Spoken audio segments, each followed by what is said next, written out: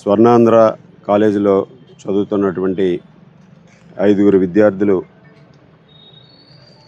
పెరోల మండలంలో ఒక మ్యారేజ్కి అటెండ్ అయ్యి రిటర్న్లో తణుకు నియోజకవర్గం ఎరగవరం మండలం ఓగిడి గ్రామంలో ఉన్నటువంటి స్నేహితుని ఇంటికి వెళ్ళి తిరిగి నర్సాపురం వెళ్తూ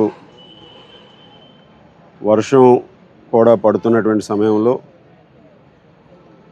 టర్నింగ్ తీసుకోవాల్సినటువంటి ప్లేస్లో టర్నింగ్ తీసుకోలేక డైరెక్ట్గా కాలువలోకి కారుని డ్రైవ్ చేయడం వలన కారు పూర్తిగా మునగటం, దానిలో ఉన్నటువంటి 5గురిలో 4 గల్లంత అవ్వటం కూడా ఈరోజు చాలా దురదృష్టకరమైనటువంటి సంఘటన.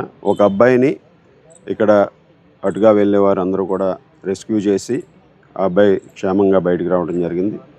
వీళ్ళ 4 కోసం కూడా ఇక్కడ అధికారులందరూ కూడా ఇక్కడ స్థానిక తహసీల్దార్ గారు, ఆర్డీఓ గారు, అదేవిధంగా డిఎస్పీ గారు, ఇతర పోలీస్ సిబ్బంది వెంటనే దానికి సంబంధించి చర్యలు తీసుకుని కారుని కూడా బయటికి తీయడం జరిగింది. అదేవిధంగా ఈ పిల్లల కోసం కూడా ఈరోజు సెర్చ్ ఆపరేషన్ మొదలుపెట్టడం జరిగింది.